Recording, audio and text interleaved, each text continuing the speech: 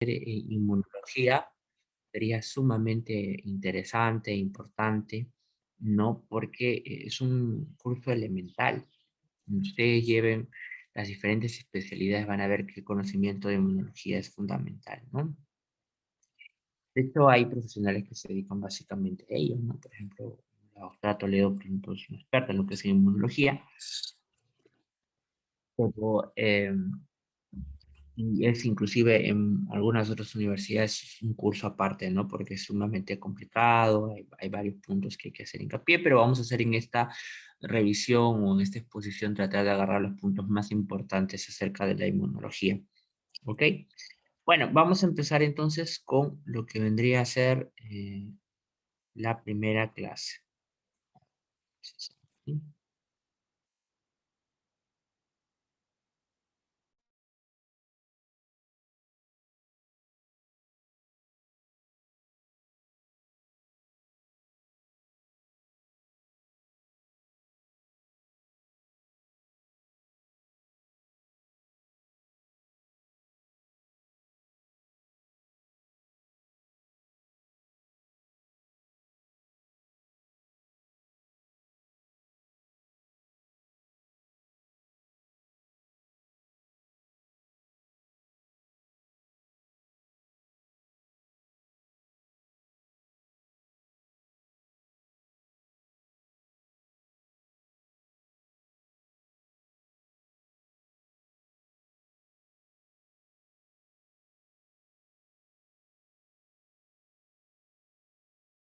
Bien, entonces vamos a empezar con el tema de la hemostasia. La hemostasia es un elemento fundamental porque ustedes van a ver que el aparato vascular es que ya lo hemos visto nosotros, hemos visto el vaso sanguíneo, hemos visto las propiedades del eritrocito, qué es lo que lleva el oxígeno, que lleva la glucosa, etcétera, ¿no?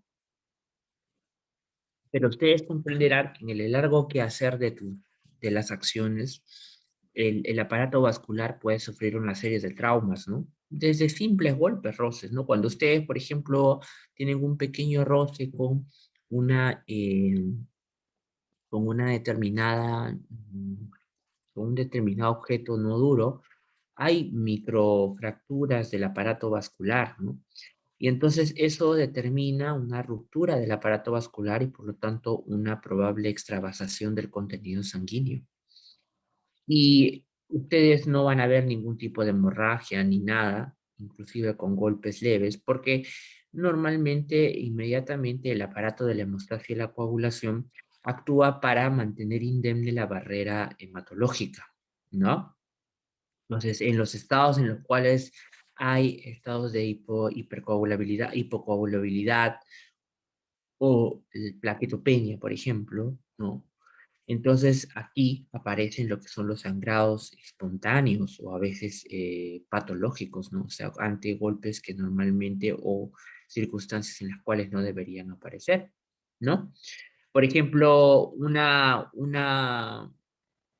elemento importante de ellos, por ejemplo, las plaquetas, ¿no? Las plaquetas, como ustedes ya saben, tienen que estar en un número de, ¿cuánto? ¿Cuánto es lo normal de las plaquetas, chicos? Hemos revisado.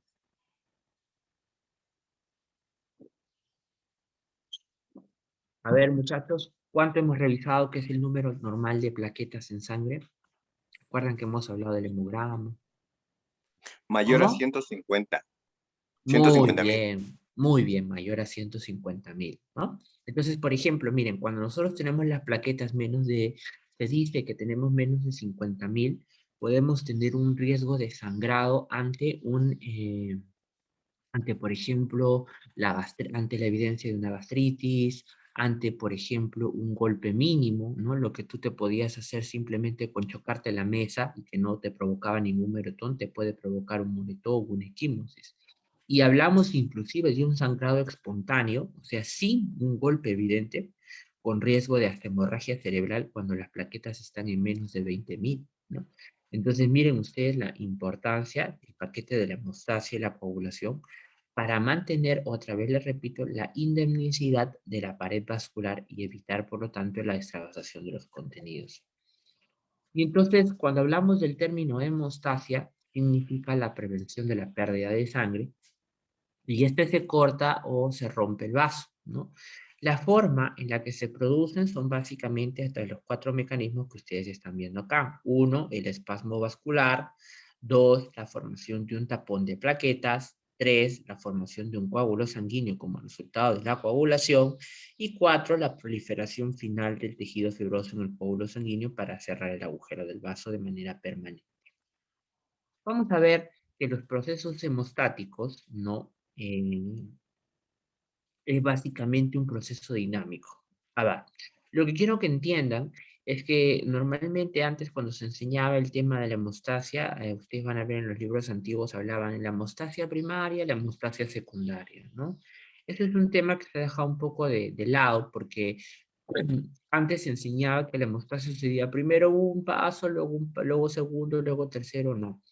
En el papel de la hemostasia, todos los pasos están sucediendo prácticamente de manera simultánea. Y de hecho, como vamos a ver ahora a lo largo de la clase, cada uno de los pasos elabora o sintetiza un compuesto que es necesario para el previo, para el anterior, ¿no? O factores, ya sea de coagulación o inclusive van a ver ustedes de la activación plaquetaria que son importantes para desarrollar sus funciones.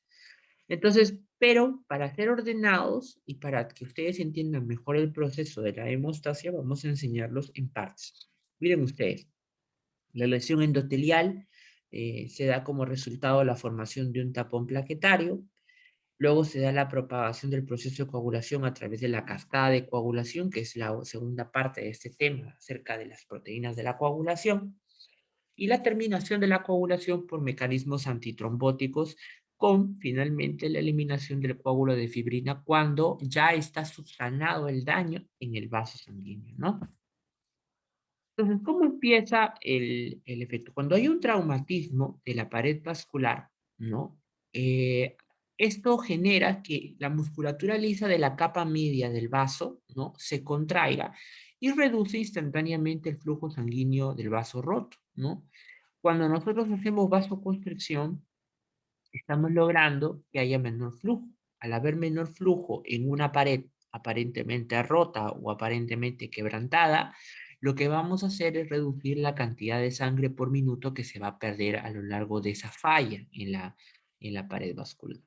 Entonces, esto se logra a través de un espasmo miógeno local, es decir, mediante la ruptura, generamos un efecto reflejo, que es un reflejo miógeno total, y también por la producción de factores autocoides locales, que son sustancias sanguíneas, sustancias que son como paracrinas o endocrinas que generan, ¿no?, una respuesta inmediata, ¿no? Entonces, en los vasos más pequeños, por ejemplo, las plaquetas son las responsables de la mayor parte de la vasoconstricción, porque al liberarse las plaquetas, estas producen una sustancia conocida como el tromboxano A2. Ese tromboxano A2, chicos, es una familia de las prostaglandinas, ustedes la van a ver mucho mejor cuando vean fármaco, ¿no? Y son las que ayudan a colaborar en la vasoconstricción de la pared vascular.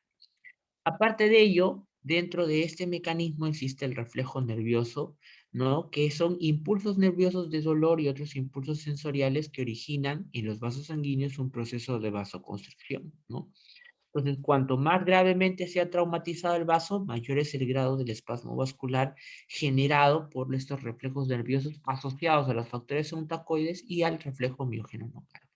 Entonces, lo primero que hace el vaso sanguíneo ante la ruptura de su pared es disminuir el flujo sanguíneo, porque esa es básicamente la razón de ser de este primer paso, disminuir la cantidad de pérdida de sangre por minuto. Una vez que, a la par, mejor dicho, de que se está dando este proceso, lo que tenemos es la formación del llamado tapón plaquetario, que no es otra cosa más que la agrupación de las plaquetas. Ustedes saben que ya hemos visto que las plaquetas son células anucleadas muy pequeñas que son producto de de la ruptura de una célula más grande. ¿Cómo se llama? ¿Cómo se llama la plaqueta? La plaqueta en la médula ósea, ¿cómo se llama? Su forma pre. A ver, también lo hemos visto en la clase anterior. Megacariocito, doctor. Muy bien, el megacariocito, ¿no? Ustedes se acuerdan, el megacariocito era una célula grande, robusta, nucleada, que lo que pasaba era que se fragmentaba en varios en pequeños pedacitos. Esos pedacitos eran las plaquetas, ¿no? Entonces, ¿qué pasa? Cuando hay un corte sanguíneo, este es muy pequeño, aparecen agujeros vasculares y que suelen llenarse con un tapón plaquetario. Entonces, vamos a hablar ahora acerca de la plaqueta, la estrella de esta primera parte de la clase, que son discos que ustedes van a ver que tienen forma de 1 a 4 micrómetros de diámetro, que vienen formados a partir de megacariocito y que miren ustedes, su concentración normal es más o menos 150.000 a 300.000, yo diría que hasta 400.000, ¿no? Miren su semivida es más corta comparado al eritrocito. ¿El eritrocito cuánto vivía? ¿Se acuerdan? 120 días. 20 días. Muy bien, 120 días. Miren la plaqueta, solo mide 8 a 10 días nada más, ¿no? Por lo que después de varias semanas acaba su proceso funcional y se elimina. ¿En dónde? En el sistema del RES, exactamente igual casi que la hemocateresis, ¿no? A nivel de los macrófagos del vaso y del hígado, ¿no? Por eso es que, por ejemplo, el hiperesplenismo enfermedades congestivas del hígado también pueden generar plaquetopenia. Por eso es que los cirróticos tienen plaquetopenia, ¿no? Entonces, los componentes, las plaquetas comparten prácticamente muchas características funcionales de las células completas, aunque como ya les dije, no tienen núcleos. Miren ustedes, son discos, ¿no? Biconvexos, ¿no? Que tienen moléculas de actina y de miosina, ¿no? Que son proteínas contráctiles en su interior. ¿Por qué? Porque vamos a ver que a lo largo de sus funciones la plaqueta tiene la capacidad de poder tener una función tipo muscular, o sea, contraerse para generar redes entre ellas, ¿no? Redes contráctiles de mallas, ¿no? Responsable de esto, por ejemplo, tenemos a una proteína que es la trombestina, ¿no? Nina, perdón, ¿no? Que pueden contraer las plaquetas muchísimo. También tenemos restos de lo que se conoce como el retículo endoplásmico y el aparato de Golgi, generalmente porque en el interior tenemos una gran cantidad considerable de iones de calcio, que vamos a ver que son importantes para la coagulación. Las mitocondrias y los sistemas enzimáticos que sí tienen, a diferencia del eritrocito, ¿no? Que en su interior tiene ATP y ADP. En realidad, no tanto porque estas células gasten energía, sino porque este último, el ADP, es decir, el difosfato de adenosina, es, como vamos a ver, uno de los componentes responsables también de la cascada de la hemostasia. ¿Sí? Entonces, los sistemas enzimáticos tienen una gran capacidad de síntesis de, por ejemplo, de prostaglandina, de factor estabilizador de la fibrina, que vamos a ver más adelante para qué sirve, y un factor de crecimiento endotelial vascular y fibroblástico que produce, pues, regeneración o fibrosis a lo largo de los tejidos, sobre todo en aquellos que han sido recientemente dañados, ¿no? Entonces, la hemostasia no es otra cosa más que el cese de la hemorragia por un vaso cortado o roto, mientras que la trombosis ocurre cuando el endotelio que reviste los vasos sanguíneos se daña o se elimina, ¿no? Por ejemplo, la ruptura de una placa aterosclerótica.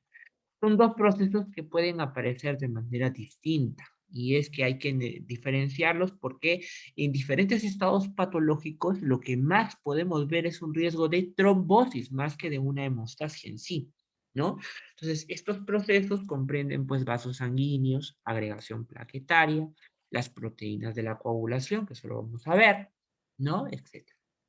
Entonces, el primer evento que suele suceder es la formación del agregado plaquetario laxo y temporal en el sitio de la lesión. Y este está formado por colágeno, ¿no? Colágeno, que es parte del el subendotelio vascular.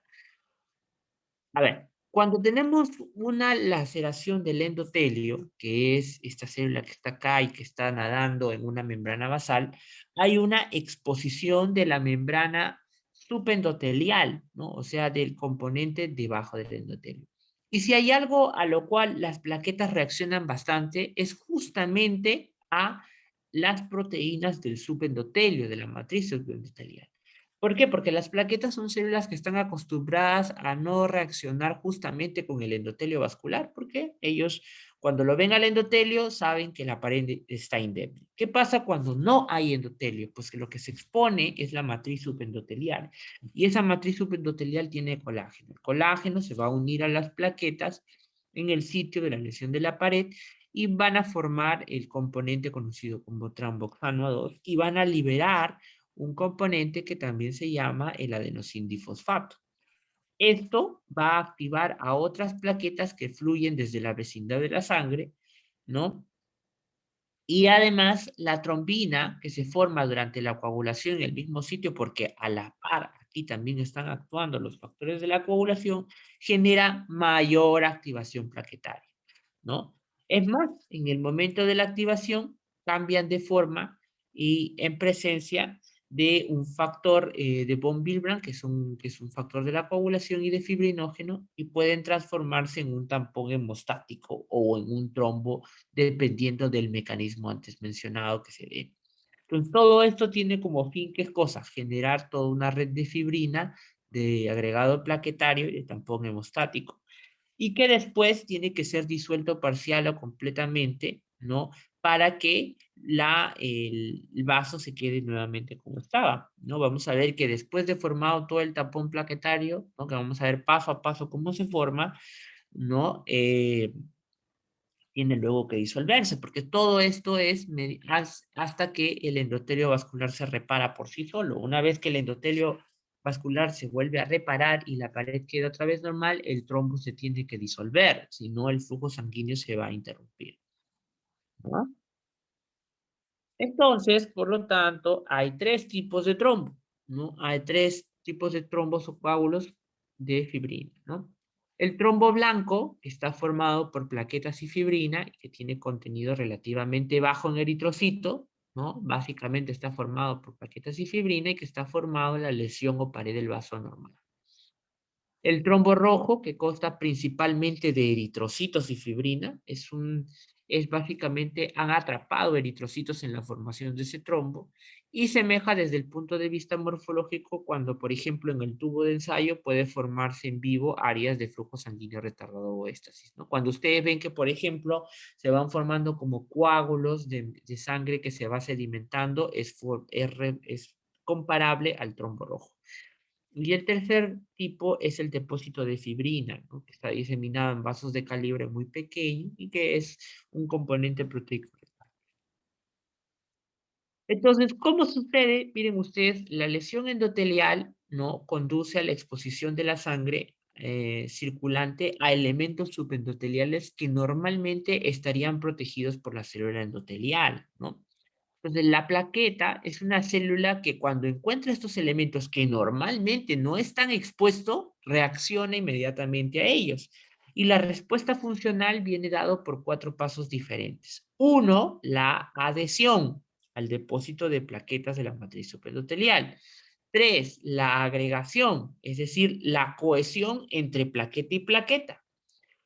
¿No? Dos, perdón. Y tres, la secreción, que es la liberación de proteínas glandulares de plaquetas. Y cuatro, la actividad procoagulante que genera la trombina por estas plaquetas. Entonces, miren ustedes, la plaqueta, mientras tenga el endotelio libre, está libremente circulando por la sangre sin hacer mayor cosa, pero basta que encuentra subendotelio y encontrará proteínas, entre ellas, por ejemplo, esta que se llama el factor de von Willebrand, ¿no? Y se une a ellos y desencadena toda una serie de respuestas. Miren ustedes, inclusive cambia la conformación de la misma, ¿no? Y produce toda una serie de reacciones químicas que vamos a ver más adelante que producen el llamado tapón plaquetario. Entonces, lo primero que sucede, una de las primeras cosas que sucede cuando la plaqueta pues va caminando y se encuentra a varios elementos del subendotelio, como por ejemplo el factor de von Willebrand, no se activan. ¿Y qué es la activación plaquetaria? La activación plaquetaria es el proceso mediante el cual genera que produzca una serie de factores, ¿no? Por ejemplo, los estímulos que activan a una plaqueta son varios, pero básicamente acá tenemos a 4 de los principales. El ADP, la epinefrina, la trombina y el colágeno. De estos 4, el ADP y la epinefrina son relativamente débiles, mientras que los más fuertes activadores de la plaqueta son 2. Uno, el colágeno, que es justamente un elemento que va a encontrar por debajo del endotelio, y 2, la trombina, que es un agente tanto producido por la cascada de coagulación, que eso lo vamos a ver más adelante, como también por la misma plaqueta. Entonces vamos a ver qué es lo que hace. El colágeno, ya que lo vamos a ver intacto en un endotelio que no está intacto, ¿no? En el endotelio intacto evita la adherencia de las plaquetas por la producción de óxido nítrico y prostaciclina. Entonces la lesión íntima deteriora y expone los elementos subendoteliales como la laminina y el colágeno. La plaqueta tiene en su membrana unas proteínas especiales que se llaman integrinas. Y las integrinas son receptores de proteínas adhesivas, ¿no? Que están compuestos por una subunidad alfa y una subunidad beta. Entonces, ahí tenemos 2 tipos de integrinas. La glucoproteína G1A y 2A, también conocida como alfa 2 beta 1, y la glucoproteína 4, que son los 2 principales receptores de colágeno plaquetario, o sea, los 2 principales moléculas que se unen al colágeno del subendotelio, desempeñando funciones críticas tanto en 1, la adhesión, o sea, poder unirse al subendotelio, y 3, la activación plaquetaria, ¿no? La activación plaquetaria. O sea, que la adhesión está a cargo a través de la glucoproteína 1A, 2A y la activación a través del receptor 6. ¿Sí? Vean ustedes, acá tienen el receptor GP1A2A, ¿no? Que se une a las proteínas de la matriz extracelular. ¿Ven? ¿Sí? Muy bien. Tenemos otro, por ejemplo, la trombina. La trombina lo que hace es promueve la activación de las células por la trombina. Está mediada por una serie de receptores que se llaman PAR, que son estos que ustedes pueden ver acá. A ver dónde está acá, ¿no? PAR 1, PAR 2, que están acoplados a proteína G. Ya ustedes ya saben que la proteína G es un efecto de segundos mensajeros y que activan también a la plaqueta. El ADP, que se une a receptores purinógenos acoplados a proteínas, que son el PI2 y E1 de Y12, ¿no? Por ejemplo acá, y Y1, ¿no? Y que conduce a la movilización de calcio, ¿no? Y el cambio de la formación de plaquetas de agregación rápidamente reversible, ¿no? El ADP generalmente se libera de las plaquetas tras la activación, o sea que ellas mismas, aparte de generar la activación de la plaqueta, genera que la plaqueta misma libere más ADP, ¿no? Formando todo un proceso de círculo vicioso. Por eso es que acá dice que tiene efecto tanto paracrino como autocrino, ¿no? ¿Por qué? Porque ella misma se va activando propiamente. La adhesión plaquetaria, que es el proceso mediante el cual, después de la activación, las plaquetas experimentan cambios de forma significativa, produciendo pseudópodos. Miren, estos pseudópodos alargados que hacen que las plaquetas sean extremadamente adhesivas. Y la adhesión plaquetaria está mediada por, el que le dije, por la unión del complejo GP1P95, que es el receptor de superficie plaquetaria, de uno de los factores que es el factor de von Willebrand, ¿no? O sea, una vez que ya está activada, se tiene que fijar o adherir directamente bien, mucho mejor hacia el endotelio. La primera ha sido solamente un efecto de la activación producto del GP12A, ¿no? Entonces, la segunda, que es el GP1B95, se une a una proteína que está en la matriz subendotelial. ¿Cómo se llama esta? Esta se llama el factor de von Willebrand, ¿ya? El factor de von Willebrand, que se une a este receptor que ustedes están viendo acá. Además, hay otras interacciones adhesivas que contribuyen. Por ejemplo, el mismo GP1A, 2A, a las microfibrillas a través del metágeno del colágeno, ¿no? Miren ustedes van a ver que el fibrinógeno del colágeno se une también a estas glicoproteínas específicas, que lo que hacen es que se van adheriendo una tras otra. Luego, la agregación plaquetaria, es decir, el hecho de que una plaqueta, la plaqueta que se acaba de adherir y que se acaba de activar, llame a más plaquetas y que se vayan adhiriendo cada vez más. ¿Cómo sucede esto? Porque las plaquetas tienen cambios conformacionales que generan que se exprese un receptor que es el GP2B3A en la superficie de las plaquetas, lo que conduce a la unión del factor de von Willebrand, ¿no? Y el fibrinógeno que ya hemos mencionado, y este factor del complejo GP2B y 3A no se une a fibrinógeno en las plaquetas que no están estimuladas, ¿no?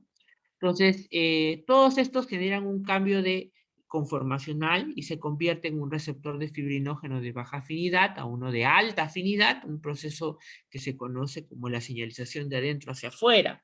¿Por qué? Porque la activación ocurre a partir de adentro y se va generando cada vez más una capacidad de activación hacia los receptores, ¿no? Entonces, el fibrinógeno es una molécula simétrica, divalente, capaz de unirse a estos receptores 2B, 3A en dos diferentes plaquetas. De tal manera que el receptor, ya, el receptor de la plaqueta, que es el receptor 2B3A, se une al fibrinógeno, y no solamente el fibrinógeno, sino que este fibrinógeno se une a otra plaqueta, formando un complejo, miren, de unión a plaqueta a través de la unión de esta proteína que es el fibrinógeno, ¿no? Entonces, además de mediar la agregación plaquetaria, cuando el GP2A, 3A, ¿no? Se une al factor de von Willebrand inmovilizado, ¿no? La porción citosólica, el 2B3A, se une al citoesqueleto de las plaquetas. Esto, unido al citoesqueleto de las plaquetas, que como sabemos tienen su interior miofibrillas, genera un cambio conformacional que hace que haya una propagación, que haya una unión, no solo en la superficie, sino a través del citoesqueleto plaquetario. Es decir, crea ya una malla consolidativa a través de las diferentes uniones plaquetarias. Entonces, miren ustedes lo complejo que es la plaqueta. Y a la par, también se está dando lo que es la secreción.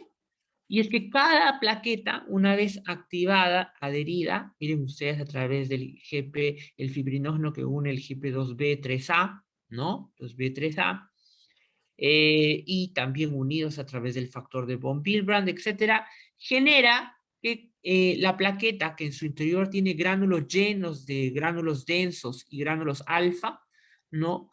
Incluyen en su interior, por ejemplo, más fibrinógeno, más factor de von Willebrand, trombospondina, factor de crecimiento derivado de las plaquetas, el factor de plaquetas 4, la P-selectina, etcétera, ¿no? Entonces, miren, los gránulos contienen ADP, ATP, calcio iónico, histamina, serotonina. El ADP y la serotonina estimulan y reclutan plaquetas adicionales, ¿no? Las plaquetas activadas por ADP aumentan la expresión superficial de moléculas de adhesión intercelular.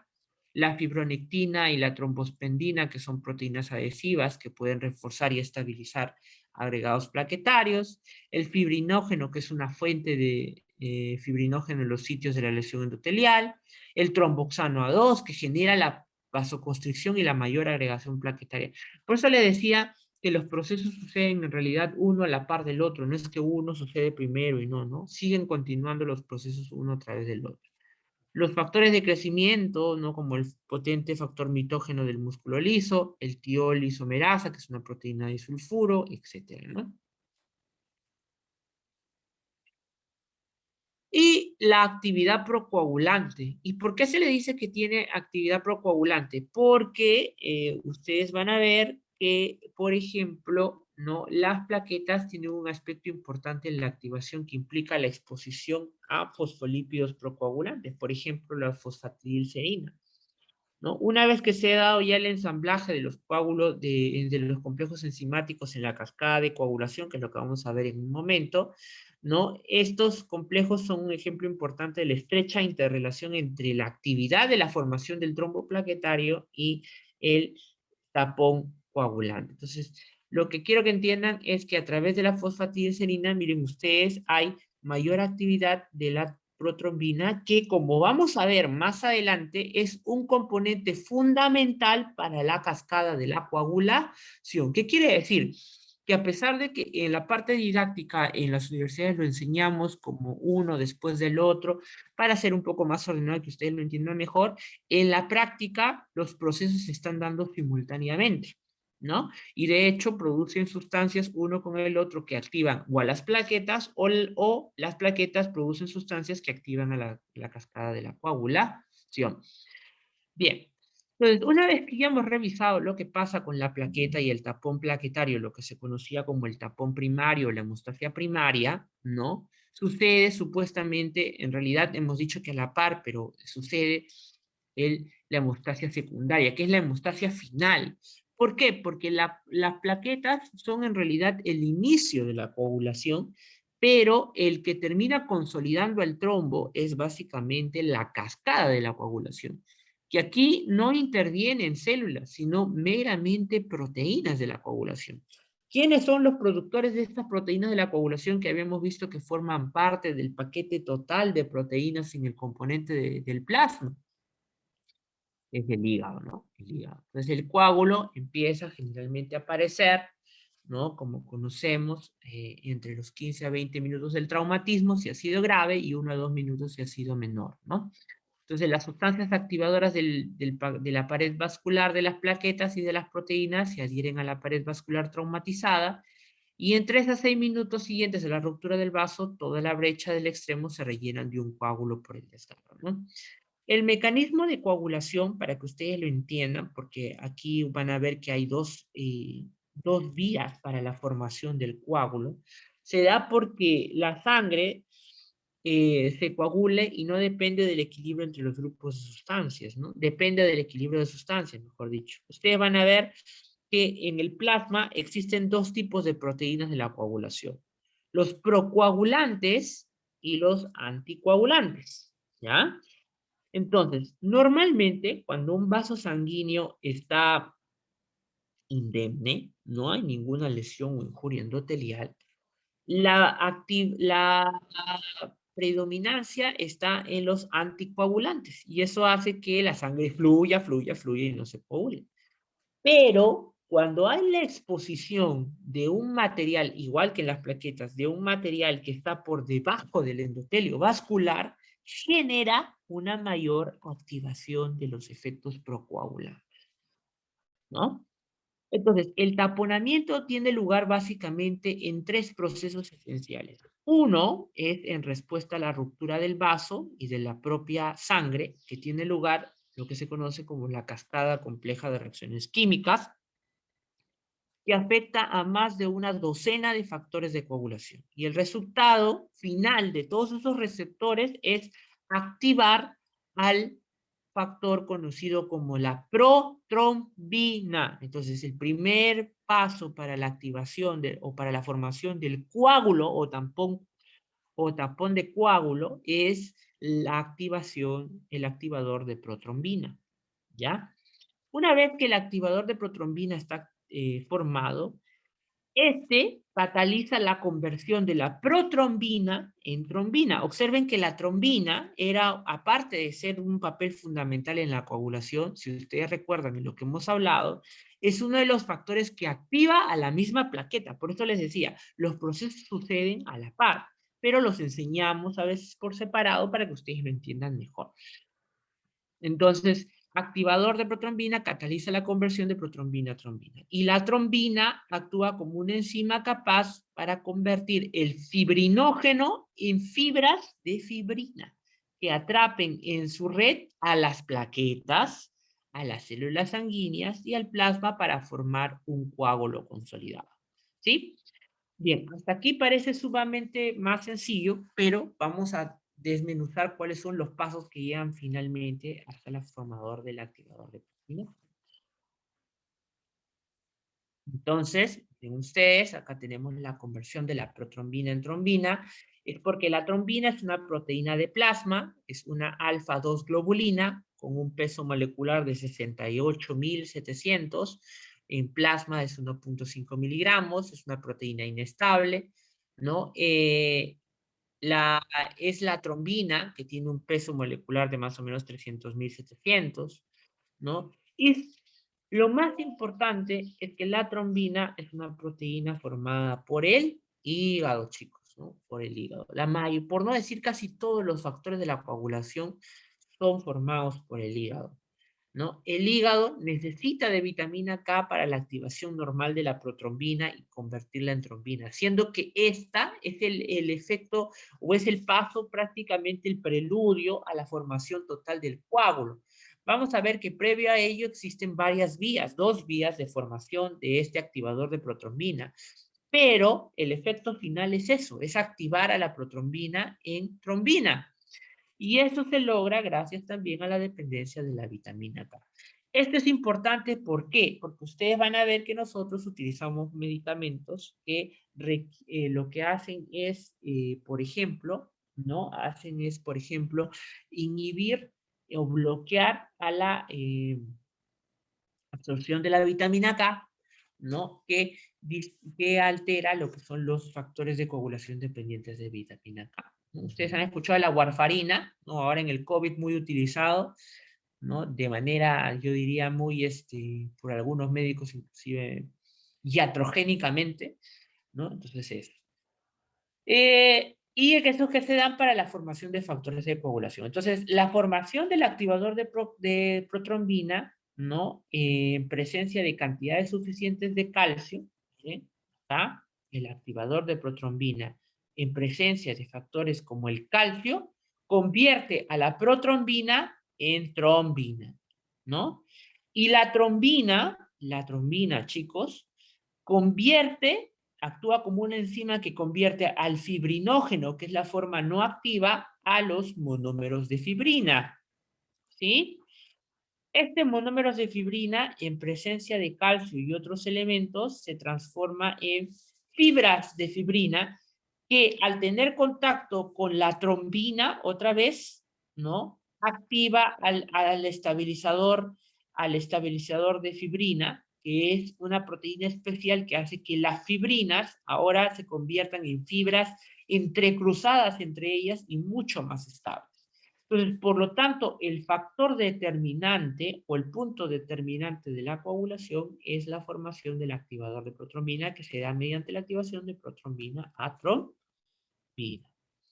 ¿Y qué es la conversión de estos factores de fibrina? El fibrinógeno es una proteína, ¿no? Que está formada por el hígado, ahí tiene la concentración normal, se filtra normalmente poco fibrinógeno de los vasos sanguíneos, porque el fibrinógeno es una proteína de factores esenciales en el proceso de la coagulación, ¿no? Entonces, la trombina es una enzima proteica que actúa sobre el fibrinógeno, ¿para qué? Para eliminar 4 péptidos en el peso del bajo molecular del fibrinógeno, formando lo que se conoce como los monómeros de fibrina, ¿no? Esos monómeros de fibrina tienen la capacidad automática de polimerizarse, moléculas de monómero de fibrina, para formar fibras de fibrina, ¿no? Entonces, en los primeros estadios de la polimerización, esos enlaces son hidrógenos no covalentes, y ante la presencia de un factor que se denomina como el factor estabilizador de fibrina, se convierte finalmente a través de muchos entreenlaces en una red de fibrina mucho más estable que hace que el coágulo sea totalmente fijo, ¿no? Y no pueda permitir la salida o escape de los elementos. ¿Sí? Luego de eso, aparte de todo ello, de la formación de la red de fibrina, ¿no? El coágulo, que ahora está compuesto de una red de fibras de fibrina que va en todas direcciones, estas generan el atrapamiento de células, plaqueta y plasma, porque ustedes comprenderán que esos espacios no están vacíos, sino están llenos de células sanguíneas. Entonces, ¿qué sucede? Que la fibrina, que ahora es una red totalmente formada por la estabilización de los enlaces, generado por el factor estabilizador de fibrina, que a su vez es activado por la trombina, ¿no? Se retrae. Es como una contracción que exprime a la mayor parte del líquido del coágulo y deja solamente en él, ¿no? deja solamente en él prácticamente algunos elementos formes, es decir, células, ¿no? Entonces las plaquetas son aquí muy necesarias para que el coágulo se retraiga. ¿Por qué? Porque ellas ayudan, gracias a su contribución con la adhesión entre plaqueta y las paquetes de miofibrilla, conjuntamente con la red de fibrina, a que el coágulo se retraiga, elimine el plasma o el suero, mejor dicho, que hay en el interior de que se ha quedado atrapado y solo se quede con elementos formes, ¿no? Sea un coágulo más consolidado. Entonces, hasta aquí, lo que hemos visto es lo que pasa al final, o sea, ya cuando se ha formado la trombina, pero no hemos hablado de cómo se ha formado el activador de protrombina. Y esto es lo que a veces es complejo de entender. ¿Cómo es que se da la formación del activador de protrombina? Y en la formación del activador de protrombina se da por tres eventos, porque el traumatismo en la pared vascular y los tejidos adyacentes, por el traumatismo de la sangre y por el contacto de la sangre con las células endoteliales dañadas de colágeno, ¿no? En cada caso, esto conduce prácticamente a la formación de la proteína conocida como el activador de protrombina, que después convierte la protrombina en trombina. Y para hacerlo, los factores de coagulación tienen dos formas distintas de hacerlo. Uno, una vía que se llama la vía intrínseca y otra que se llama la vía extrínseca. En ambas, una serie de proteínas, conocidos como los factores de coagulación, desencadenan como la conversión de protrombina a trombina a través de la formación de ¿qué cosa? Del activador de protrombina.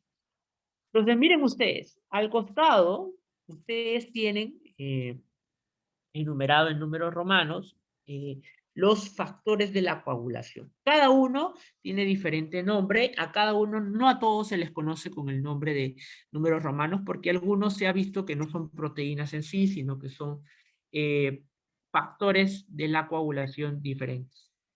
Un momento, perdón, disculpen.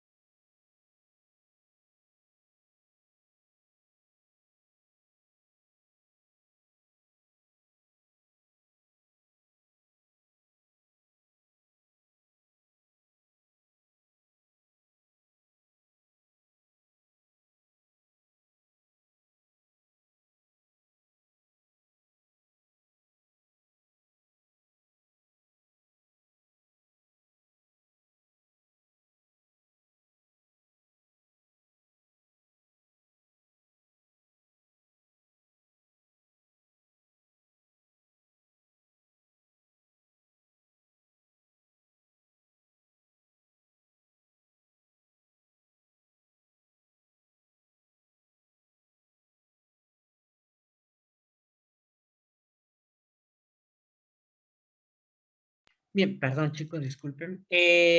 Bueno, y como estaba entonces, miren ustedes, acá están los factores de coagulación distintos, ¿no? Enumerados, de acuerdo a cómo han sido estudiados y descubiertos, ¿no?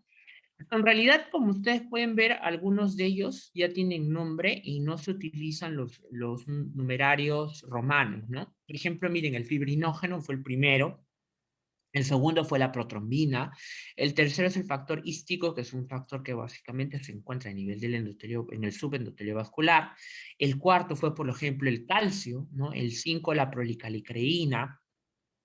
El 7, que es la proconvertina, el acelerador de conversión de protrombina sérica, ¿no? El 8 es el factor antihemofílico A, ¿no? Por ejemplo, este es un importante, ¿por qué? Porque este es el que está ausente en la hemofilia tipo A, el factor antihemofílico tipo B, que es el 9, ¿no? El factor de Power, que es el factor 10, el antecedente de tromboplastina plasmática, que es el 9, el factor de Hagemann, que es el factor 12, y el factor estabilizante de la fibrina, ¿no? Que es el que habíamos visto en el último punto, ¿no? Que es el factor 13, ¿no? Entonces, miren, nosotros hemos hablado en este punto, ¿no? La formación de la trombina y que la trombina pues estabiliza, ¿no? Al factor 8, que es el factor estabilizante de la fibrina, ¿no? Entonces, esta trombina lo que hace es hacer que el fibrinógeno se transforme en monómeros de fibrina, el polímero de fibrina se forme gracias al estabilizante de los factores de fibrina, que me da como resultado el polímero de fibrina entrecruzado, que es muy estable y que permite que adecuadamente se haya formado el trombo. Lo que vamos a hacer es estudiar esto, o sea, cómo se ha llegado a formar el factor activador de la protrombina, ¿no? Que es este que ustedes ven acá. La protrombina se transforma a través de la protrombinasa o el activador de protrombina en trombina. Entonces, para esto, doctores, existen dos vías diferentes. La vía intrínseca, esta, y la vía extrínseca. ¿Por qué es importante? Porque a lo largo de la carrera médica, ustedes van a ver que la anticoagulación está dada entre algunos medicamentos que actúan en esta vía, otros que actúan en todas las vías y otros que actúan solo en esta vía. Entonces, es importante, inclusive para cuando ustedes hagan más adelante el laboratorio clínico y sepan cómo es que se regula o cómo es que se controla cada uno de estos medicamentos, ¿no? Necesitan saber de la fisiología de la hemostasis. Entonces, acá está con cada uno, miren ustedes cada uno de los factores, ¿no? Para que lo revisen, ¿ya? Vamos a hablar ahora primero de la vía extrínseca. ¿En qué consiste la vía extrínseca? La vía extrínseca consiste en el traumatismo de la pared vascular, ¿no? O de los tejidos extravasculares que generan la liberación del factor, que generan, pues, que los componentes tengan contacto directo con la sangre. Entonces, la liberación del factor tisular es el primer elemento. Acá tenemos que el tejido traumatizado libera un complejo llamado factor tisular o tromboplastina tisular. Este factor funciona principalmente como una enzima proteolítica y es producto de un tejido traumatizado. Entonces, el factor 7 y el factor tisular generado por lo que es la liberación del tejido traumatizado actúan en complejo y en presencia con iones de calcio, ¿ya? Con iones de calcio, para poder activar al factor 10. Y este factor 10 que no está activado y que ahora se activa por la unión, miren, del factor tisular que activa al factor 7, en factor 7 activado, conjuntamente con ese factor 7 activado en presencia de calcio, miren, en presencia de calcio, activa al factor 10, que estaba inactivo y luego lo activa.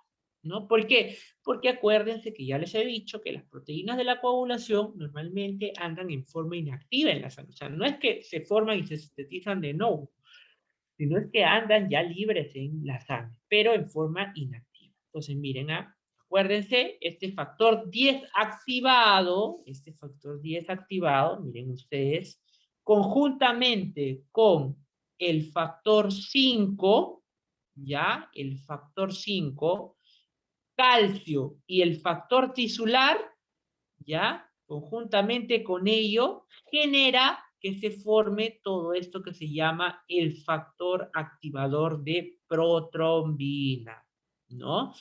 Y el factor activador de protrombina, ¿no? Necesita, para poder activar a la protrombina en trombina, al calcio y a los fosfolípidos generados por la activación plaquetaria. O sea, quiere decir, por eso les decía, que estos eventos no suceden después necesariamente eh, aislados de la activación de las plaquetas, sino que están sucediendo simultáneamente. ¿Vean? Y esto, todo esto pues genera una activación. Y la trombina, miren ustedes, la trombina genera la activación de más factor 5. Y esto genera que haya mayor activación de activador de protrombina, que genera más trombina y así. Estamos en un círculo vicioso constante en el cual la activación de la trombina genera mayor activación de la cinta. Esta de aquí es la vía extrínseca. La vía intrínseca es un poquito más compleja, pero vale la pena mencionarlo. Aquí empieza porque el traumatismo de la sangre expone la sangre al colágeno de la pared vascular. Y esa exposición de la sangre al colágeno de la pared vascular, ya, miren ustedes, genera que active al factor 12. El factor 12 se convierte en factor activado, ¿ya?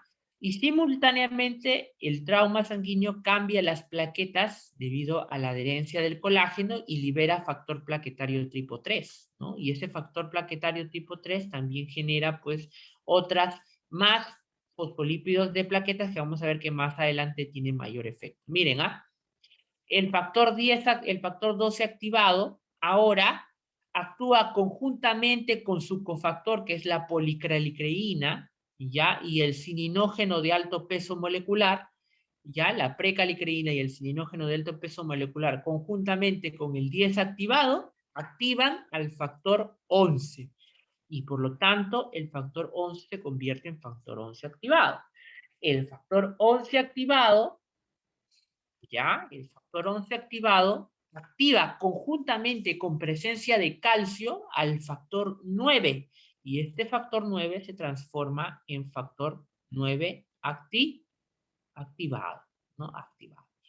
Y el factor 9 activado necesita del calcio y al factor 8 activado para convertir al factor 10 en factor 10 activado. ¿Y de dónde sale el factor 8? Pues el factor 8 se activa gracias a la presencia de trombina. ¿Qué quiere decir? Que, por eso les decía, todos los efectos se están dando simultáneamente, ¿no? Inclusive la trombina, acuérdense que no solo se producía por esta, sino por la misma plaqueta. Miren ustedes, la trombina activa el factor 8 se convierte en factor 8 activado, que con el factor 9 activado y la presencia de calcio activan al factor 10. Esto gracias también a la activación de las plaquetas y los fosfolípidos, que a la par convierten el factor 10, como ya sabemos, conjuntamente al factor 5 activado y el calcio.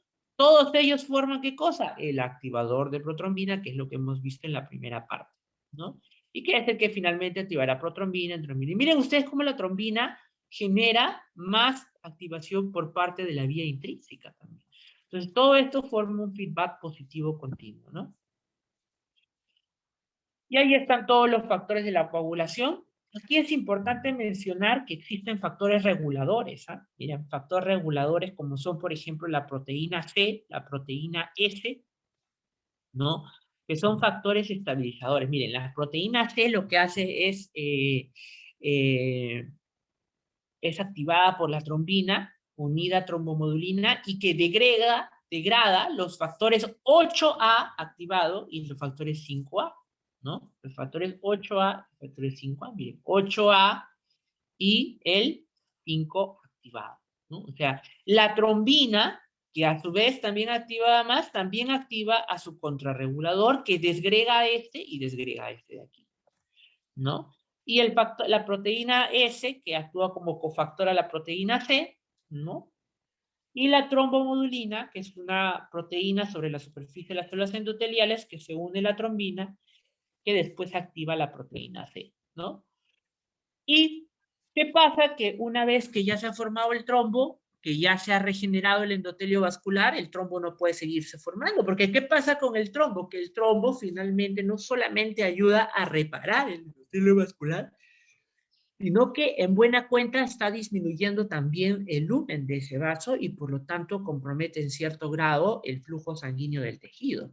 Entonces tiene que haber un punto en el cual en el endotelio ya regenerado tiene que totalmente desaparecer al coágulo, porque si no, obviamente, imagínate cuántos microtraumas tenemos nosotros en nuestros capilares, todos estarían ya bloqueados por trombos, ¿no? Entonces, para eso existe algo que se llama el plasminógeno, conocido como la profibrinolicina, que cuando se activa se convierte en una plasmina, que es la fibrinolicina, y que es una enzima proteolítica, ¿no? La plasmina es una proteína que digiere las fibras de fibrina que estaban estabilizadas por el factor estabilizante de la fibrina, ¿se acuerdan? El que hacía muy adhesivo al coágulo, muy bien.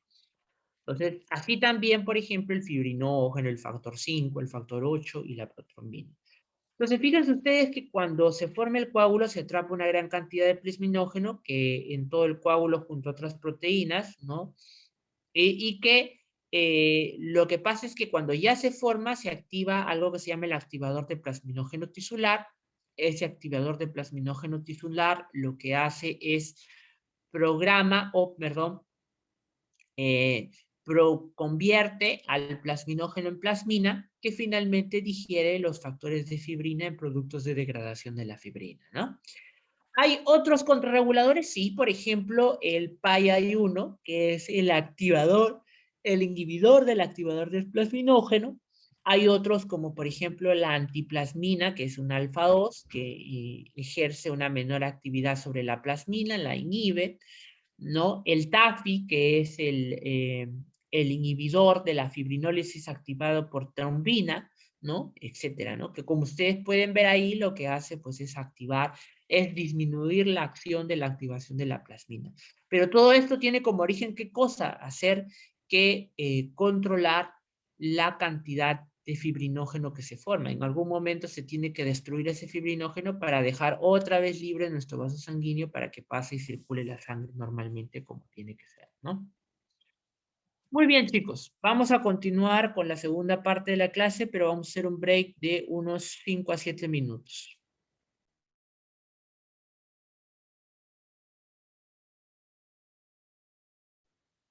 Muy bien, doctores, vamos a continuar. ¿Ya? Vamos a ver.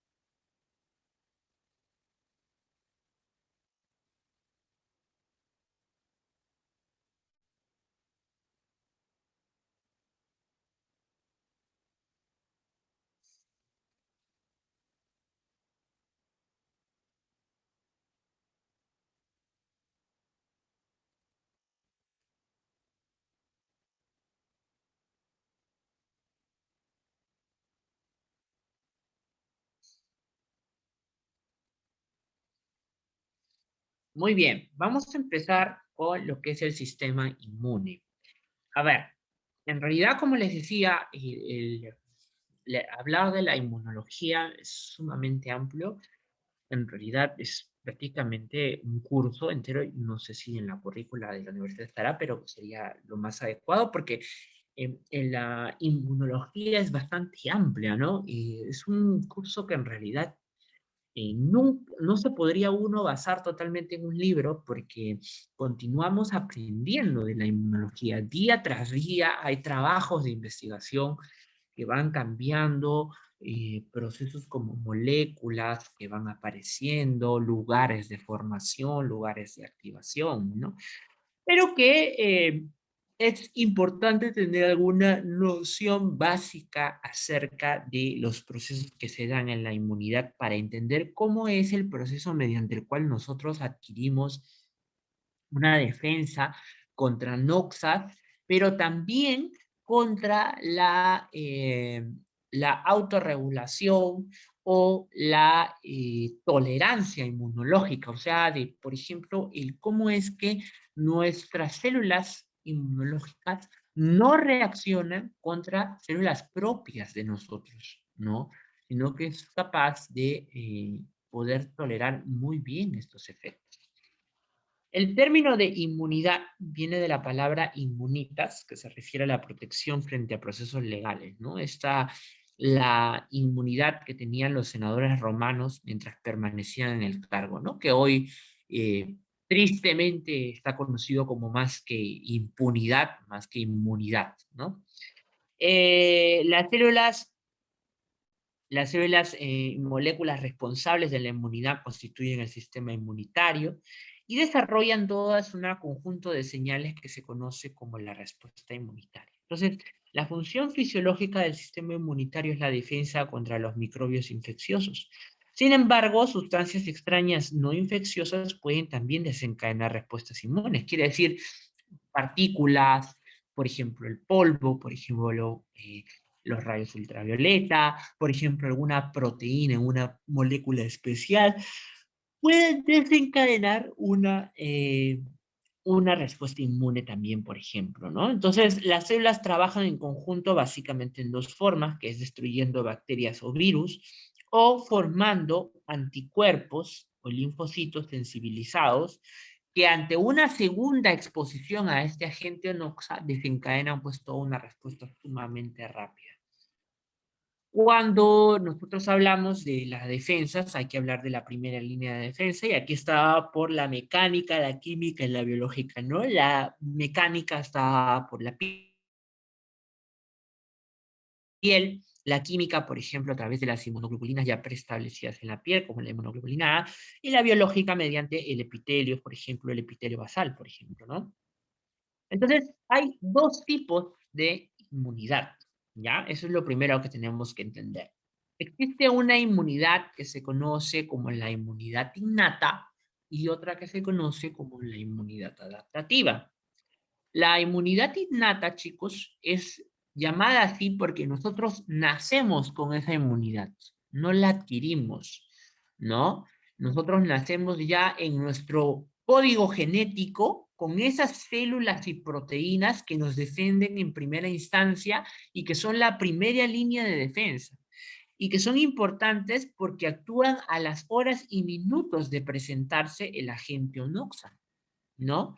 Tiene entonces singularidades con respecto a la inmunidad adaptativa, ¿no? Porque tiene algunas características importantes en su haber. A ver, por ejemplo, miren, la inmunidad innata es la inmunidad que ocurre en horas, mientras que la inmunidad adaptativa puede ocurrir también a las horas, pero generalmente se toma días en poder ejercer una respuesta mucho más eficiente. Entonces, miren, estas son las características distintivas entre la inmunidad innata y la adaptativa. La inmunidad innata tiene una especificidad por moléculas en grupos de moléculas o grupos de moleculares estimulados o expresados por microbios, mientras que la adaptativa tiene una especificidad por antígenos específicos. O sea, a ver, por ejemplo, las bacterias en un grupo determinado comparten algunos grupos moleculares en su superficie, así como nosotros tenemos en nuestros eritrocitos, por ejemplo, el grupo A, B, O, RH, ya, ok. Las microbios también a veces comparten moléculas en su superficie que en conjunto, en varios de ellos, varios tipos de virus o bacterias, tienen esos grupos. Y esos grupos son reconocidos por la inmunidad innata. La inmunidad adaptativa no reconoce a esos grupos que tienen en común varios microbios, sino reconoce moléculas específicas de cada microbio. Entonces, tiene una especificidad mucho mayor la inmunidad adaptativa con respecto a la inmunidad innata. Dos es la diversidad. Y la diversidad es limitada en cuanto a la inmunidad innata. ¿Por qué? Porque nosotros nacemos con codificado por nuestra línea germinal, nuestra inmunidad innata. O sea, nosotros ya nacemos como especie y como individuo, como una parte de nuestro material genético se expresa a la inmunidad innata, ¿no? Está codificado por un particular tipo de genes que codifican a la inmunidad innata. La inmunidad adaptativa, más bien, tiene una diversidad muy larga y a veces hasta infinita. ¿Por qué? Porque el receptor son producidos por la recombinación de genes. O sea, no solo está producido por la línea genética con la que nacemos, sino que a lo largo de nuestra vida, la adquisición y la exposición a diferentes gérmenes hace que nuestros genes vayan cambiando y vayan aprendiendo a reconocer cada vez más diferentes y diferentes y diferentes y diferentes tipos de antígenos, ¿no? Dos, es que la memoria innata no tiene memoria. O sea, eso quiere decir que ahora la inmunidad innata reconoce a un germen, ¿no? Y solamente reconocerá a las moléculas, a los grupos de moléculas, a los grupos moleculares que tienen en común varios gérmenes, pero en realidad no recuerda al germen que lo atacó, no sé, pues hace una semana, ¿no? Sino simplemente reacciona ante el grupo de moléculas comunes que tienen esos gérmenes. La inmunidad adaptativa no. La inmunidad adaptativa, una vez que tú la expones al germen, no, de repente la primera reacción no es tan severa, pero lo recuerda para que en una segunda exposición la reactividad es sumamente alta, ¿no? No tiene reactividad al mismo, eso sucede tanto en la innata como en la adaptativa, y los componentes son diferentes. Por ejemplo, celulares y barreras químicas.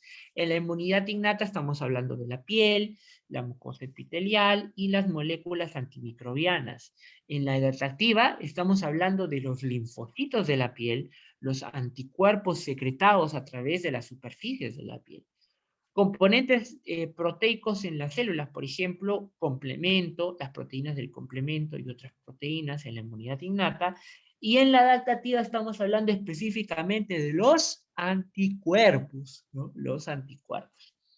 Las células representativas de la inmunidad innata están los del hemograma, o sea, los macrófagos, los monocitos, los neutrófilos, los basófilos, los eosinófilos, las células natural killer, etcétera, ¿no? Mientras que en la inmunidad adaptativa, la célula representante por excelencia es el linfocito, ¿ok? Entonces ya sabemos que hay dos tipos de inmunidad diferentes. Vamos a hablar un poco acerca de la inmunidad adaptativa, que es probablemente la inmunidad en la que más se suele investigar, porque seguimos aprendiendo todos los días cada vez más acerca de la inmunidad. Entonces, existen dos tipos de respuestas inmunitarias adaptativas llamadas inmunidad tumoral e inmunidad celular, en los que intervienen componentes diferentes del sistema inmunitario y que sirven para eliminar microbios de distintos tipos. Por ejemplo, la inmunidad tumoral cuenta con unas células presentes en la sangre y en las secreciones de mucosas que reciben el nombre de anticuerpos y están producidos por células denominadas linfocitos B, ¿no? Y tenemos a la inmunidad celular. Entonces, la inmunidad tumoral está dada por los anticuerpos y la inmunidad celular está dada básicamente por los linfocitos T. ¿Ya?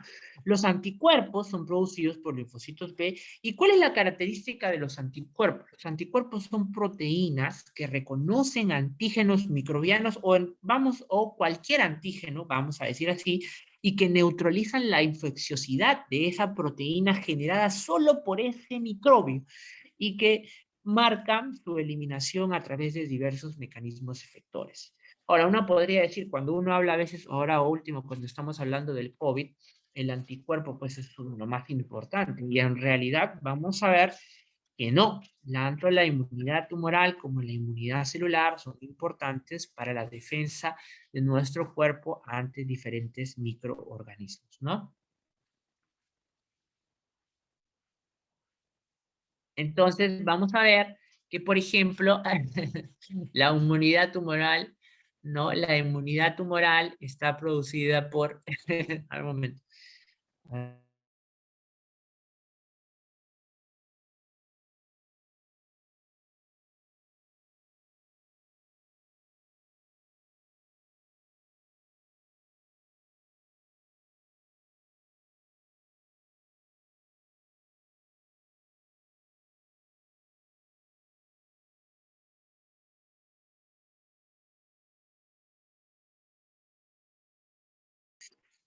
Listo. Entonces, como pueden ver acá, la inmunidad humoral, ¿no? La inmunidad tumoral responde a un linfocito B. El linfocito B reconoce al microbio y secreta, ¿no? Reconoce a través de los anticuerpos, secreta los anticuerpos, y miren, los anticuerpos solos, sin necesidad del linfocito B, reconocen al microbio y generan pues toda una serie de respuestas, ¿no?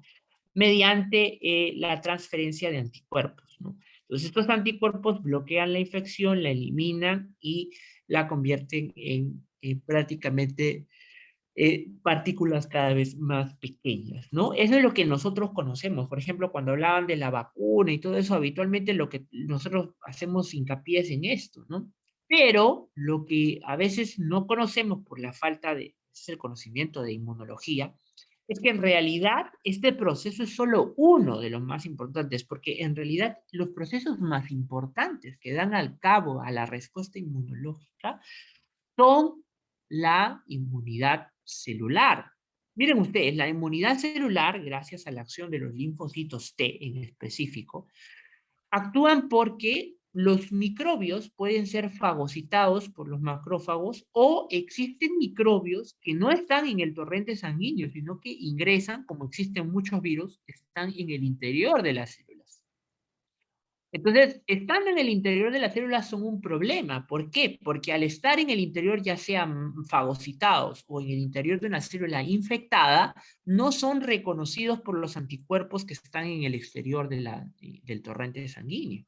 Y por lo tanto, no pueden ser reconocidos, no son sintetizados por el linfocito B, y el linfocito B no puede secretar un anticuerpo específico contra este antígeno.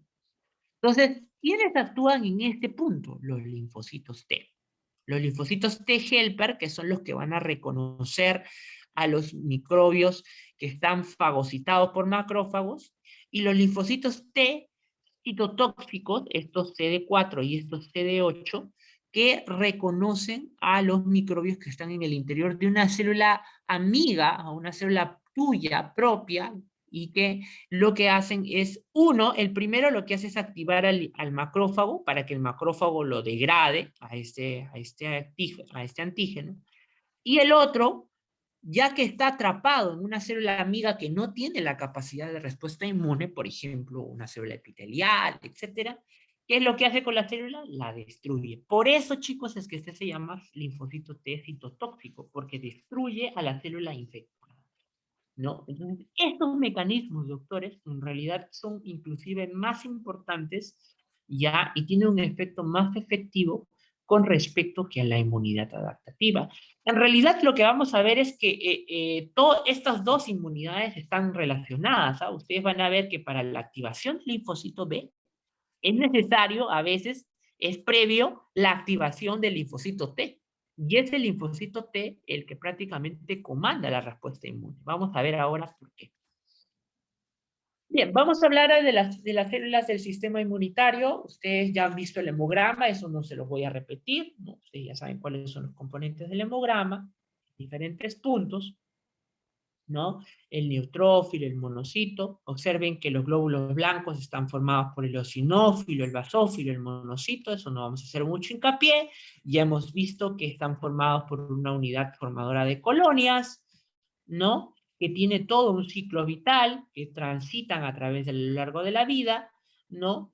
Los fagocitos principales, que son los neutrófilos y los macrófagos, ¿no? Observen ustedes que los macrófagos tienen la función de fagocitar, ¿no? O sea, de tragarse vivo prácticamente el microbio y poder luego desmenuzarlo. Los neutrófilos, que tienen la peculiaridad de que pueden viajar a cualquier tejido y en el interior generar una respuesta inmune sumamente severa, miren ustedes. Los mononucleares.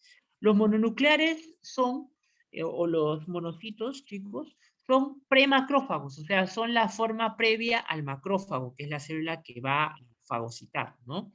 Los mononucleares, ahí tenemos, por ejemplo, a los monocitos, a los macrófagos, a los neutrófilos, ¿no? Y miren ustedes, estos son células que van viajando desde la actividad embrionaria y que pueden localizarse o en la médula ósea y transformarse en macrófagos cuando son requeridos, ¿no? O pueden viajar hacia diversos tejidos y ahí diferenciarse como macrófagos especializados, por ejemplo, los macrófagos alveolares, las células de Kupffer, las células microgliales y las macrófagos sinusoidales en el caso del hígado. Estos leucocitos son atraídos a zonas de tejidos de inflamación gracias a moléculas especiales conocidas como integrinas que producen un proceso químico conocido como la quimiotaxis, que es el proceso mediante el cual viajan a lo largo del torrente sanguíneo y llegan finalmente, ¿no?, hacia el tejido que está dañado. Y allí, miren ustedes, a través de la producción de las interleuquinas 2 y productoras, miren ustedes, captan al microbio, ¿no? Y lo fagocitan. Y una vez fagocitado, pueden generar la respuesta de matarlo, es decir, liberando en el interior enzimas proteolíticas que la destruyen. Sin embargo, el sistema monocito macrófago, ¿no?, que es el sistema monocito en el cual el monocito llega y se transforma en macrófago para ese macrófago recién generar la respuesta de fagocitar y destruir al tejido.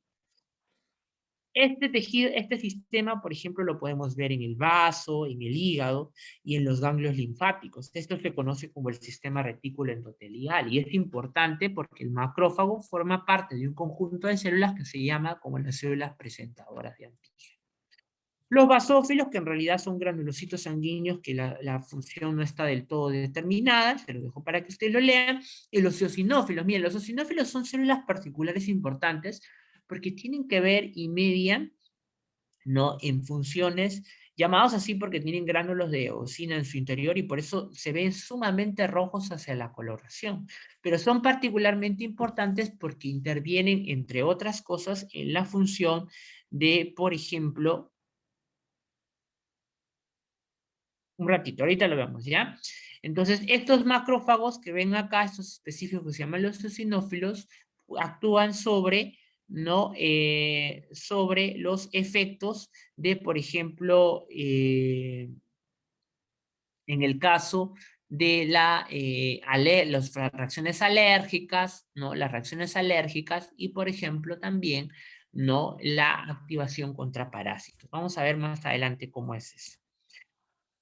La inmunidad innata, entonces yo ya les dije las diferentes características, ¿no? Miren, aquí está una de las principales características, voy a hacer hincapié en este cuadrante, que la inmunidad innata responde a proteínas específicas en el interior en el exterior de los microbios y que comparten algunas características que se llaman moléculas en común, ¿no? Mientras que la inmunidad adaptativa reacciona específicamente contra una proteína específica. Los receptores de la inmunidad innata, miren, son típicos y actúan contra un grupo de moléculas, por ejemplo, los receptores tipo TOL, los N-formilmetionilreceptor, los receptores de Manona, los receptores de Stadtbenger, ¿no?, etcétera. Mientras que la inmunidad innata, estamos hablando de diferentes tipos de anticuerpos específicos, pero todos son anticuerpos, pero esa molécula en general actúa sobre un determinado tipo específico de antígeno. ¿Y quiénes son las moléculas a las cuales reacciona la inmunidad innata, estos receptores tipo TOL, etcétera? Miren, estas moléculas se llaman patrones moleculares asociadas a microbios patógenos, PAMP, Y estos miren, son ácidos ribonucleicos, proteínas como la flagelina, la aspilina, ¿no? Son lípidos de la membrana celular, como son el EPS, el ácido lipoproteico, ¿no? Carbohidratos de manona, de glucanos, que están presentes en algunos grupos de microbios como gram negativos, gram positivos, hongos, bacterias, virus, ¿no? Y también tenemos patrones moleculares asociados a lesión, que son moléculas que están expresadas cuando hay una ruptura celular o daño de muerte celular. Ustedes comprenderán que cuando hay inmunidad no solamente se destruyen microbios, sino también se destruyen células que estaban alrededor o células que estaban infectadas. Estos doctores liberan estas moléculas que se llaman patrones moleculares asociados a lesión, conocidos como DAMP, y que también son reconocidos por la inmunidad innata. Miren ustedes, ¿no? Urato monosódico, proteoglicanos, péptidos, formaldehídos, etcétera, ¿no? Y aquí están los receptores que los reconocen, los receptores tipo TOL, los receptores NLRS, ¿no? Los scavengers, el N-formilmetil-leuco receptores, etcétera, ¿no? Eso es básicamente para que lo revisen, los tipos de receptores diferentes en cada uno de los patrones moleculares con los que actúan, ¿no? Hay varios, ¿no? Y entre ellos, por ejemplo, tenemos el complemento, las ficolinas, las colecitinas, las pentraxinas, que están, por ejemplo, en el plasma y que son parte de los elementos de la inmunidad innata, como proteínas en total. Pero observen ustedes que en realidad no tienen una sensibilidad específica contra un determinado germen, sino que más bien actúan en general sobre un grupo de proteínas, ¿no? Y entonces luego están estas proteínas que sí son específicas, que son los anticuerpos. Y los anticuerpos y antígenos, los antígenos son las proteínas bajo las cuales los anticuerpos reaccionan. Los anticuerpos son proteínas que son circulantes, que son producidas por los vertebrados en respuesta a una exposición a partículas extrañas, ¿no? Conocidas como antígenos, y que son increíblemente diversos y específicos. La cantidad de anticuerpos que podemos tener es una gran variedad. Son tantos como tantos son los números de gérmenes o moléculas a los cuales puede reaccionar la inmunidad. Entonces son infinitos y están determinados por los anticuerpos, por las moléculas del complejo de histocompatibilidad y los receptores del tipo T. ¿Y qué son los anticuerpos? Los anticuerpos son proteínas especiales que van contra un determinado germen. Ahora, para que un anticuerpo, chicos, reconozca a un antígeno, tiene que ser presentado previamente por un específico, ¿no? Que son una molécula que se conoce como la molécula de histocompatibilidad. Vamos a ver en qué consiste. A ver, miren, este es el anticuerpo, es una estructura formada en Y, formada por una cadena pesada, que es esta cadena roja, y una cadena libre, que es esta que está acá, libre, formados por puentes disulfuro, ¿no? Y que pueden estar o libres cuando son secretados o pueden estar unidos a la membrana plasmática de su célula origen, que es la célula B, ¿no? Que es la célula que lo produce. Y los anticuerpos son de distintas formas. Por ejemplo, la inmunoglobulina A, que es básicamente un dímero, que tiene una función en la inmunidad de la mucosa. La inmunoglobulina D, que es un monómero, que es un receptor de célula de antígeno. La inmunoglobulina E, que es muy importante contra la defensa de los parásitos y la hipersensibilidad. La inmunoglobulina G, ¿no? Que es una molécula que actúa generalmente a los 23 días de haberse aparecido, ¿no? Y que tiene como función la ozonización, la activación del complemento, ¿no? Los anticuerpos se unen a los anticuerpos, median la citotoxicidad, etc. Y la inmunoglobulina M, miren, que es un pentámero formado de varios anticuerpos en total, todo esto se llama inmunoglobulina M, y que están formados por la célula B virgen, quiere decir una célula B que no ha sido expuesta previamente a un anticuerpo. Por eso es que la inmunoglobulina M se considera que es el anticuerpo de la respuesta en general a un anticuerpo nuevo, ¿no? Totalmente nuevo. Mientras que la inmunoglobulina G es sintetizado para la respuesta inmune crónica, ¿no? Y miren, así se sintetiza. La célula B va formando nuestros anticuerpos y cuando los anticuerpos son activados, cuando las células B es activada, ¿no? Porque encuentra un antígeno, lo reconoce y crea un anticuerpo específico contra ese antígeno. Entonces, la célula B se convierte en una célula B secretora más conocida como plasmocito. Y el plasmocito no es otra cosa más que una célula B que se diferenció en convertirse en una célula productora de anticuerpos.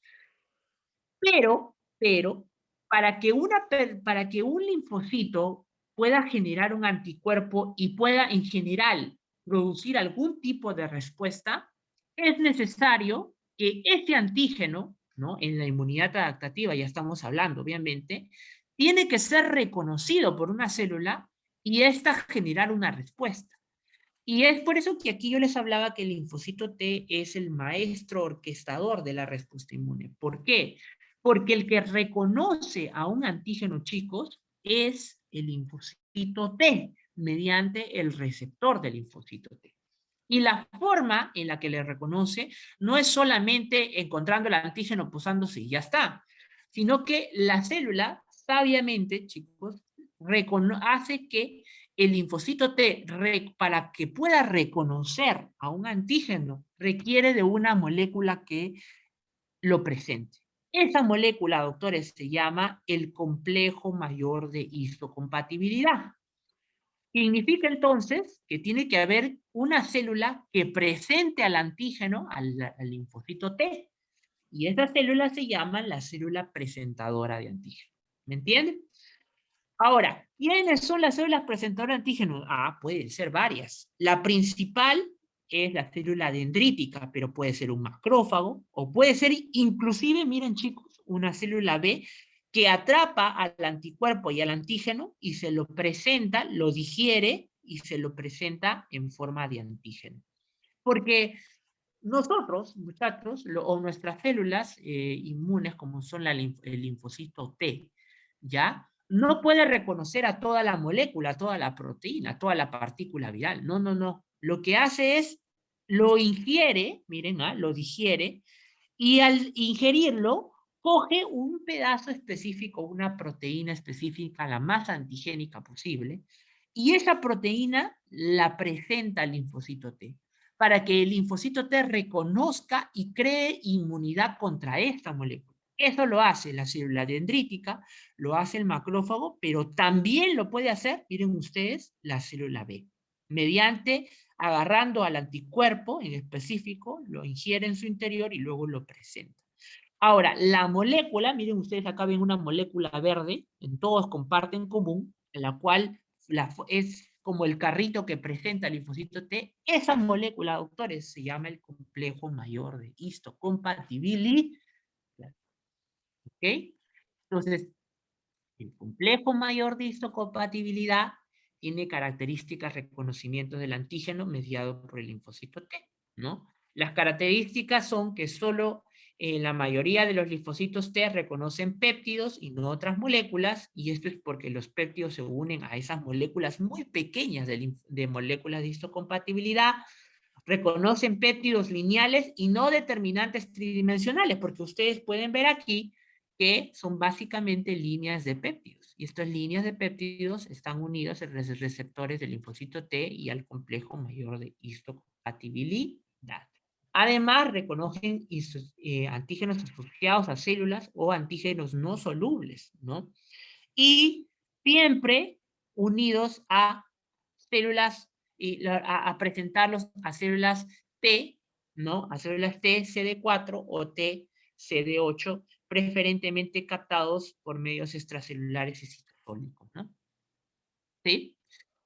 Entonces, nosotros tenemos que hay propiedades y funciones de las células presentadoras de antígeno. Nosotros, miren, todas estas que ustedes ven acá son células que pueden actuar como células presentadoras de antígeno. Las células dendríticas, los macrófagos, las células B, las células endoteliales y las células epitelioides mesenquimales, ¿no? ¿sí? Y acá están los tipos de clase, de tipo de molécula de histocompatibilidad, cuáles son sus coestimuladores y cuáles son sus funciones principales. Miren ustedes que la principal célula presentadora de antígenos, chicos, no me voy a cansar de decirlos, es la célula dendrítica. Pero existen otros tipos de células como la célula B o el macrófago que también son capaces de presentar al antígeno al linfocito T, ¿no? Al linfocito T. ¿Y cómo lo hacen? Ah? Bueno, pues porque miren, cuando ustedes tienen una injuria o un macrófago que llega a la célula, inmediatamente, aparte de la inmunidad innata, la célula dendrítica capta al microbio y vía sistema linfático se lo lleva hasta un ganglio. En el ganglio, doctores, va a encontrar, ¿no? Va a encontrar a la célula T. Y es allí donde la célula dendrítica se lo va a presentar, ¿no? Entonces hay una célula dendrítica inmadura, la que está presente, que tiene una expresión para receptores FC, ¿no? Para receptores de manosa, ¿no? Y que dura menor cantidad de tiempo, en tiempo de vida. Y que cuando llega hacia el interior del ganglio linfático se activa y madura para presentar al linfocito T el antígeno. Cuando hablamos del complejo mayor de histocompatibilidad, hay que mencionar que existen dos tipos de complejo mayor de histocompatibilidad. El complejo mayor de histocompatibilidad tipo 1 y complejo mayor de histocompatibilidad tipo 2. El complejo mayor de histocompatibilidad tipo 1, doctores, se une al linfocito T conocido como CD8, mientras que el linfocito T CD4 es el que se une al complejo mayor de histocompatibilidad. Nosotros todos tenemos los mismos tipos de complejo mayor de histocompatibilidad, tanto 1 como 2, ¿no? Y la diferencia está en dónde están, o sea, en qué células presentadoras de antígeno vamos a estar, el tipo 1 o el tipo 2. Esa es la verdadera diferencia. ¿Y en qué consiste? En que, por ejemplo, las células presentadoras de antígeno que tienen al MHCAC1 son básicamente todas tus células nucleadas, o sea, todas las células del cuerpo. Doctor, ¿eso quiere decir que hay células en el cuerpo que pueden ser infectadas y que son capaces de presentar el antígeno? Por supuesto. Entonces, todas las células nucleadas van a ser células presentadoras de antígeno tipo 1, mientras que las células dendríticas, mononucleares, fagocitos, linfocitos B, células endoteliales, es decir, células de la inmunidad, tienen al complejo mayor de histocompatibilidad tipo 2. Entonces, yo les dije, el CD4 es el que presenta el antígeno, activa el macrófago, crea para que se creen más anticuerpos, etc. Mientras que el CD8, ¿se acuerdan cómo se llamaba? El citotóxico, ¿no? El que destruía células. Entonces, les pregunto, ¿a cuál creen ustedes el linfocito que actuará al 1 o al 2? ¿Al 1 o al 2? El CD8, que es el citotóxico. A ver, doctores,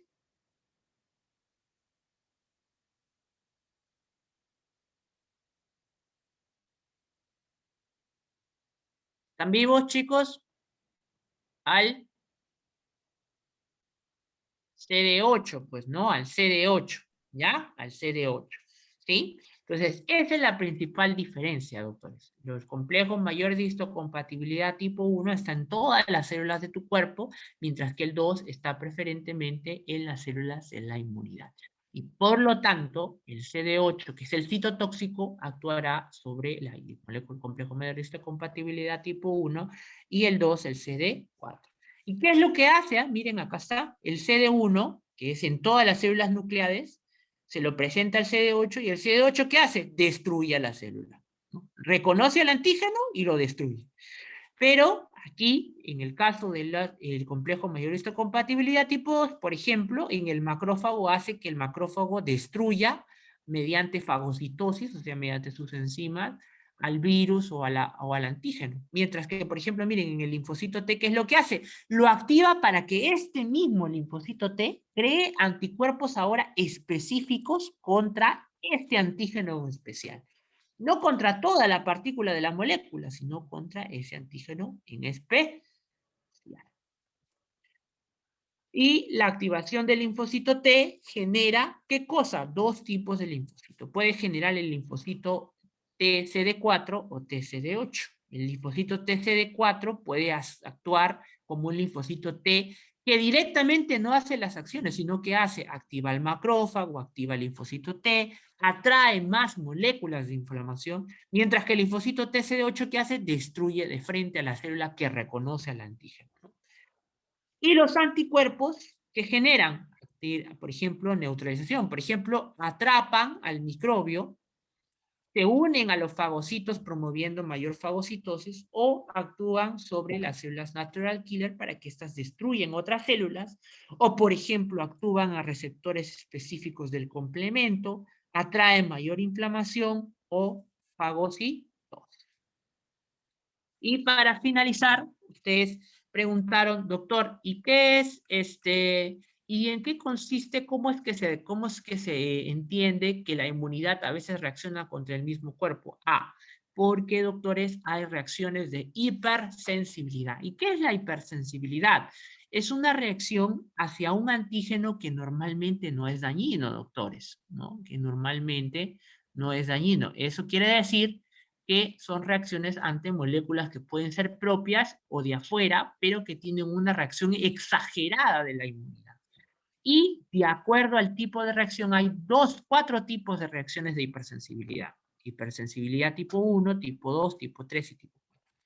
La tipo 1 está mediada por la inmunoglobulina E y tiene que ver sobre todo con antígenos solubles, por ejemplo, es la llamada reacción alérgica, ¿no? La de la rinitis, la del asma, la del broncoespasmo, ¿no?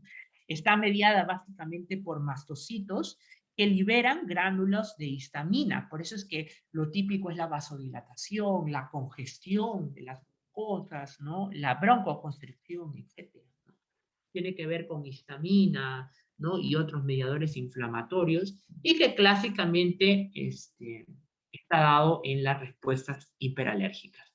La tipo 2 tiene que ver con la que es mediada por células asociadas a antígenos, y esta tiene que ver con macrófagos que captan a un determinado antígeno que normalmente no es dañino, lo fagocitan y lo destruyen. Por ejemplo, ahí tienen, miren ustedes, la púrpura, ¿no? Que es una enfermedad donde está mediado, que las plaquetas están destruidas por los mismos macrófagos propios.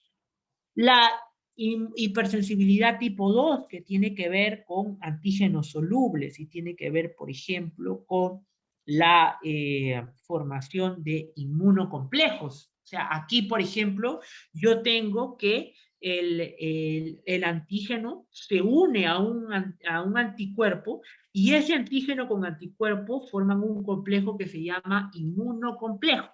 Y ese inmunocomplejo se deposita en diversos órganos, riñón, pulmón, vasos sanguíneos, y genera activación de complemento, atrae neutrófilos, etc. Esa, por ejemplo, aparece en las enfermedades como la vasculitis, ¿no? Como por ejemplo, como en el lupus eritematoso sistémico.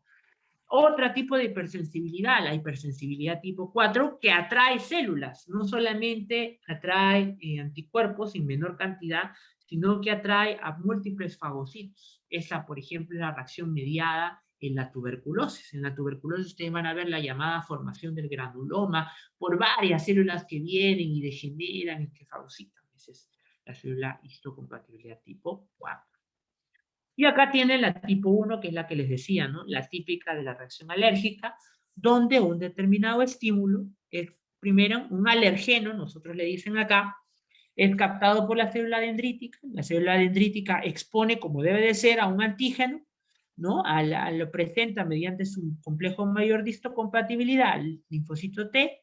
El linfocito T, productor de interleuquina 4, se lo presenta al linfocito B, y este crea, ¿no? Una inmunoglobulina especial que es la inmunoglobulina E. Esa inmunoglobulina E creada luego se posa en los receptores de las células de los mastocitos. Entonces, ¿qué sucede? Cuando yo en una segunda oportunidad expongo al antígeno, en este caso al alergeno, a los mastocitos, Ahora ya no será la célula dendrítica, sino será mi mastocito que está unido a inmunoglobulina E que reconocerá E. ¿Y qué liberará? Los mediadores de histamina, vasoactiva, ¿no? Que puede generar el rash, ¿no? Esos abones que ustedes ven ahí rojos que pican, o la congestión nasal, o en el grado más severo lo que se conoce como el shock anafilactoide, ¿no? El shock anafiláctico, que es la vasodilatación severa producto de la histamina en los mediadores de la hipersensibilidad. Muy bien, chicos. Entonces, hasta aquí hemos llegado en lo que es lo